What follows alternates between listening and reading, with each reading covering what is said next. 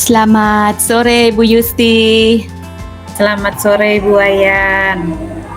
Bagaimana kabarnya hari ini? Kabarnya alhamdulillah sehat dan bahagia. Iya, syukur ya. Saya lihat Ibu Yusti macam kurang semangat Kak hari ini. Itu sudah Bu Ayan. Lagi ada sesuatu yang saya pengen bicara sama Bu Ayan makanya ini. Oh, begitu. Kira-kira apa nih yang Ibu Yusti mau ceritakan ke saya? Ini masalah antara masalah di kelas nih Bu Ayan. Saya lagi ada problem di kelas dan kayaknya saya butuh bantuan Bu Ayan untuk membantu kemudian bisa memberikan solusi gitu untuk masalah saya yang sekarang lagi muncul ini Bu Ayan di kelas saya. Oh, begitu. Kira-kira Ibu Yusti saat ini mengajar di kelas berapa ya? Ngajar kelas 4 putra saya Bu Ayan. Tahun ini saya ngajar putra. Oh, kelas 4. Kalau boleh tahu permasalahannya seperti apa Ibu Yusti? Jadi permasalahannya itu Bu Ayan, saya mendapatkan informasi dari rekan saya. Kan kebetulan sebenarnya saya tidak bermain TikTok ya, hanya rekan saya kan ada yang punya aplikasi TikTok dan ternyata anak-anak juga banyak yang pakai aplikasi TikTok begitu. Nah, di sini ternyata didapati anak muridku di kelas ada yang mereka baku hina gitu kan, baku ribut di komen TikTok dan itu kemudian dia percakapannya itu screenshot gitu kan. Akhirnya di sini ada orang tua dari kelas lain, kebetulan yang itu perempuan, dia baku adu bicaranya itu dengan anak perempuan dan ibu dari anak perempuan kelas putri ini akhirnya mengadulah ke wali kelas begitu dan melaporkan ke saya sebagai wali kelas anak putra untuk kemudian menindaklanjuti anak tersebut dan bisa segera menghapus komen-komen postingan di TikTok itu begitu Bu. Oh, seperti itu. Baik Ibu Yusti, tadi Ibu Yusti mengatakan bahwa ada anak murid yang membuat percakapan yang tidak enak atau bahasa yang tidak enak didengar, kemudian di-share di TikTok, begitu ya? Iya, mereka baku adu begitu, di saling balas. Itu. Iya, baku komen yang kalimatnya itu kasar begitu. Ada yang kasar juga. Jadi orang tua anak perempuan yang anak putri ini nggak terima begitu Bu. Dan yang bikin jadi masalah ini, saya sudah konfirmasi, saya sudah tanya ke anaknya kan. Nah, terus ternyata anaknya bilang, saya kan bilang segera dihapus, gini kan ini. Nah, terus saya bilang, Bu, saya cuma bisa pegang HP itu hari Sabtu dan Minggu. Kalau selain hari itu HP-nya dipegang sama ibuku, jadi saya nggak bisa hapus. Seperti itu. Dan yang masalah berikutnya adalah saya sudah kenal dengan orang tuanya anakku yang satu ini, itu tipenya tipe orang tua yang saya bilang kalau otoriter atau tegas iya gitu Bu ya. Jadi ketika anaknya punya suatu kesalahan yang tidak sesuai dengan keinginannya, biasanya akan bermain fisik begitu Bu, akan keras dan bermain fisik seperti itu. Kayak kemarin hasil STS yang nilainya beberapa mata pelajaran nilainya di bawah KKM itu, beliau pukulin ke anaknya sampai saya mendengarnya itu kasihan sekali begitu. Padahal saya sudah wanti-wanti di saat pertemuan itu dengan orang tua untuk mengantisipasi hal-hal yang seperti itu, tapi ternyata masih seperti itu gitu Bu. Makanya ini saya khawatirnya adakah misalnya ketika saya nanti sebentar mau menghubungi orang tuanya, nah ini saya khawatirkan nih anakku nanti dapat itu lagi takut pukul dari ibunya lagi begitu Bu. Ya begini Bu Yusti, dari permasalahan yang Ibu Yusti ceritakan ke saya, kira-kira Ibu Yusti sudah pernah nggak melakukan pendekatan kepada anaknya terkait mengapa anak tersebut bisa melakukan tindakan seperti itu, seperti mengucapkan kata-kata kotor, kemudian di-share lagi di grup. Kira-kira kebutuhan yang belum terpenuhi pada anak tersebut.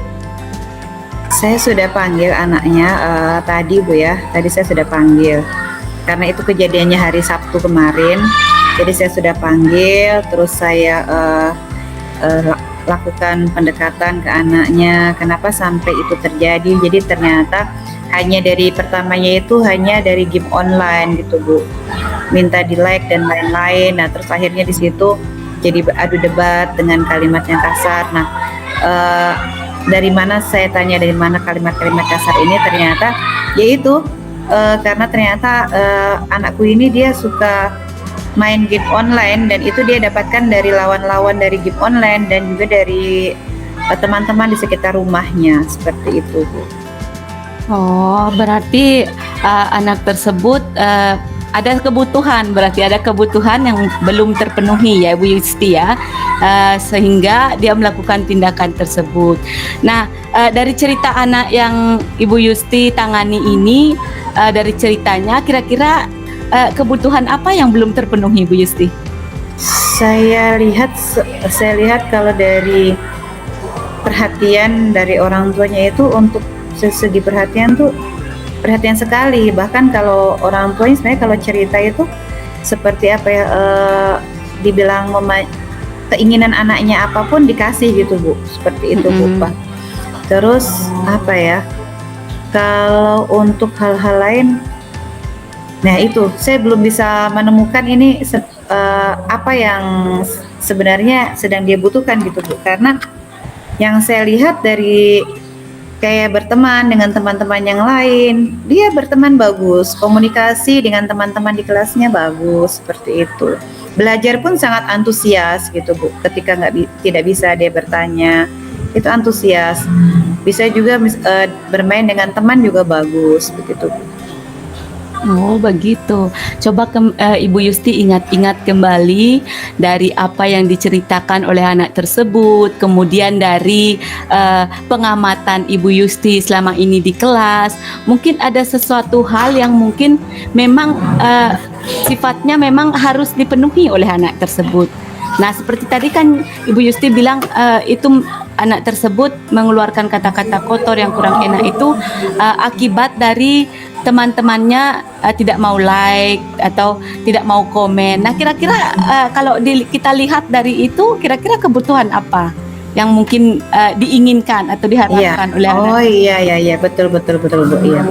Sepertinya anak ini memang berarti butuh untuk ini Bu ya, pengakuan dari teman-temannya, kolaborasi dari teman-temannya untuk dia bermain gitu, karena mungkin dia jenuh ya, atau kalau main game online kan dia butuh banyak dan itu sudah mungkin dia butuh akui sama teman-temannya gitu, kesenangan sepertinya Bu, dia butuh pokok kesenangan, atau mungkin karena tadi faktor orang tuanya yang keras gitu Bu ya, sehingga dia melampiaskan mencari kesenangan di game online dengan teman-temannya ya. Bisa jadi seperti itu Ibu Yusti. Jadi mungkin apa yang Ibu Yusti katakan tadi, nah kita sebagai manusia kan ada 5 kebutuhan dasar yang perlu kita penuhi. Nah mungkin dari kelima kebutuhan dasar tersebut ada yang belum terpenuhi, sehingga anak tersebut melakukan tindakan yang seperti Ibu Yusti ceritakan tadi. Nah tadi Ibu Yusti mengatakan sendiri bahwa kemungkinan besar kebutuhan rasa pengakuan, ya toh? Iya. Baik. Sekarang dari permasalahan yang Ibu Yusti alami, Ibu Yusti sudah pernah lakukan pendekatan terhadap orang tuanya? Untuk pendekatan secara klasikal sudah Ibu. Untuk secara klasikal setiap pertemuan kan kita ada pertemuan sebulan sekali dengan orang tua. Pendekatan ke semua orang tua itu secara klasikal saya lakukan. Tapi untuk pendekatan secara individu untuk pernah satu kali kemarin saat pengambilan hasil STS itu pernah sama beliau saya bicara, dan itu juga saya dapati memang ternyata betul gitu yang disampaikan oleh teman-teman dari kelas sebelumnya begitu, ternyata pola pendidikannya beliau itu keras begitu ke anak-anaknya begitu Bu. Jadi pas saya komunikasi juga ternyata iya sesuai dengan apa yang beliau ceritakan, seperti itu. Jadi ya yang saya lakukan sebenarnya ketika itu saya tetap memberitahu bagaimana apa hasilnya anak-anak itu dari STS ini, kemudian bagaimana kelebihan-kelebihan anaknya yang dimiliki, seperti itu. Baik Ibu Yusti, kalau boleh saya simpulkan berarti anak tersebut melakukan suatu tindakan yaitu mengucapkan kata-kata kotor, kemudian saling balas di TikTok, di chat, kemudian orang tuanya juga merupakan orang tua yang disiplin tinggi, sehingga anak tersebut mengalami suatu pemenuhan kebutuhannya tidak terpenuhi, sehingga dia melakukan tindakan seperti itu.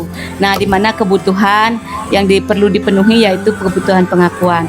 Nah, kira-kira menurut Ibu Yusti cara untuk agar anak tersebut tidak melakukan tindakan itu lagi, caranya seperti apa kira-kira? Rencana. Rencana saya selanjutnya, Ibu, ya tadi langkah pertama sudah saya lakukan. Tadi saya sudah mengklarifikasi dulu masalahnya, kemudian kenapa sampai terjadi seperti itu, apa sebabnya. Tadi saya sudah melakukan klarifikasi ke anak muridku ya di kelas. Nah, terus langkah berikutnya mungkin ini juga akan menjadi titik fokus juga untuk anak-anak di kelas, terutama anak tersebut, tapi secara umum juga anak-anak di kelas yang lain. Saya akan kuatkan lagi untuk bagaimana adab-adab berbicara, baik itu secara langsung maupun adab berbicara ketika di medsos itu, Bu, karena penting. Jadi saya akan kuatkan lagi tentang ya tadi adab-adab untuk anak-anak berkomunikasi, terutama di medsos sama tadi secara umum. Begitu. Adapun kalau misalkan pendekatan secara khusus ke anak tersebut, saya akan pantau perkembangan anak tersebut, kemudian dari bagaimana berkomunikasi dengan teman-temannya. Saya juga tetap akan memberikan arahan-arahan, dan mungkin juga sekali-kali saya akan menanyakan bagaimana aktivitas di medsosnya atau game online-nya, seperti itu, Bu. Luar biasa sekali, bagus sekali rencana yang akan Ibu Yusti terapkan ke depannya. Menurut Ibu, kira-kira rencana tersebut bisa membantu nggak agar siswa tersebut tidak melakukan hal yang sama lagi? Kalau menurut saya, kalau dari saya sendiri itu belum 100% atau 80% membantu, Bu, karena tadi kan ternyata asalnya dari bicara-bicara yang kasar atau kalimat-kalimat yang tidak bagus yang diucapkan itu ternyata kan dari medsos gitu, Bu, yang dia ikuti. Jadi di sini saya juga berencana untuk melakukan pendekatan kembali kepada orang tuanya. Saya akan home visit ke rumahnya ya, sama tadi agar bisa sesuai permintaan orang tua siswa putri tadi, supaya segera menghapus, supaya tidak jadi kegaduhan di TikToknya anak-anak gitu kan, Bu ya.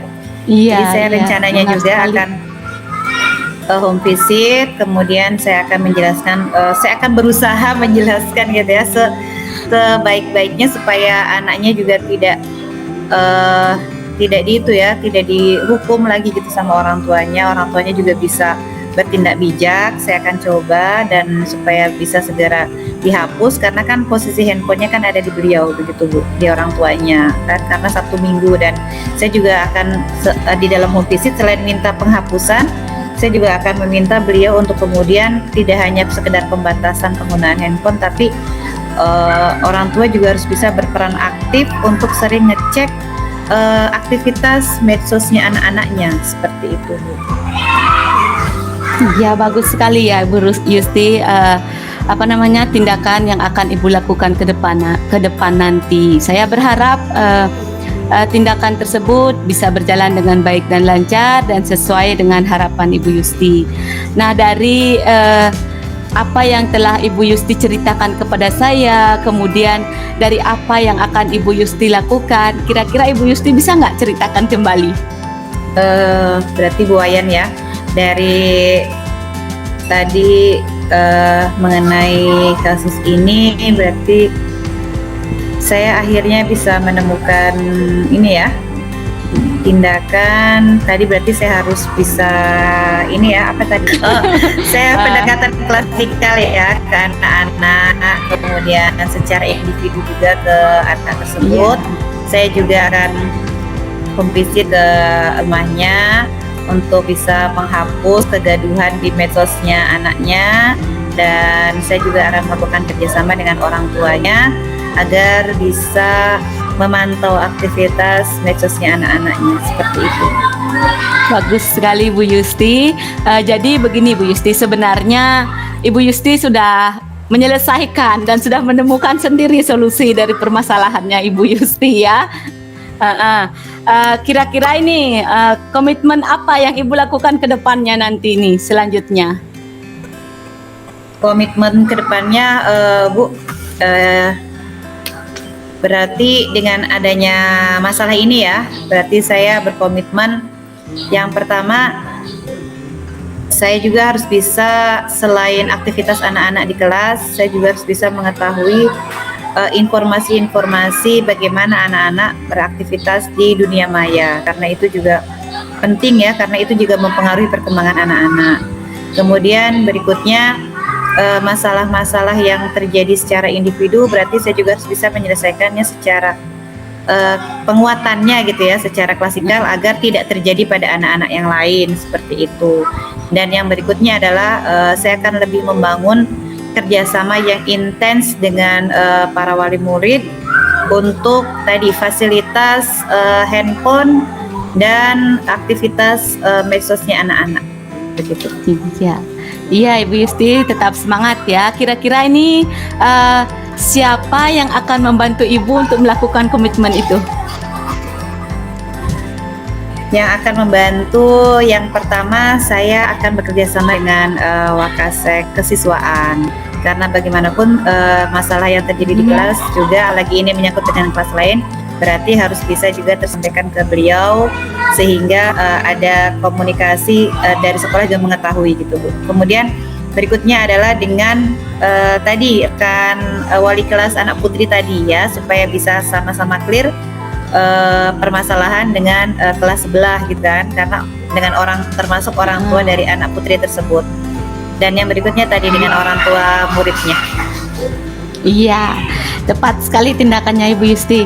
Baik Ibu Yusti, saya yakin Ibu Yusti bisa menjalankan dengan baik. Ibu Yusti tetap semangat ya.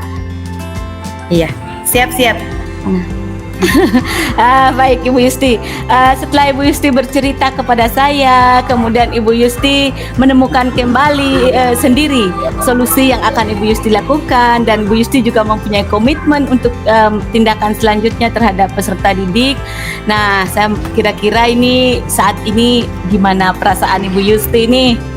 Saya pertama kalau lega Bu ya, tapi leganya belum 100% karena belum terlaksana. Jadi mohon dukungan dan doanya, semoga apa yang saya rencanakan kemudian bisa berjalan dengan lancar ya. Jadi saya lega karena kemudian saya sudah tahu nih apa yang harus saya lakukan setelah ini begitu. Oke, baik. Setelah Ibu sebenarnya Yusti, tadi saya pusing ini, saya mau bikin apa gitu. baik, Ibu Yusti, kira-kira kapan akan lakukan kegiatan yang Ibu Yusti telah sebutkan tadi?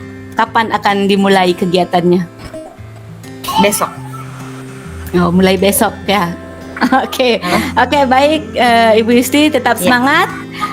Saya juga merasa senang karena Ibu sudah bisa menemukan solusi dari permasalahan Ibu secara mandiri, dan saya harapan saya ke depan apa yang Ibu rencanakan bisa berjalan dengan baik dan lancar.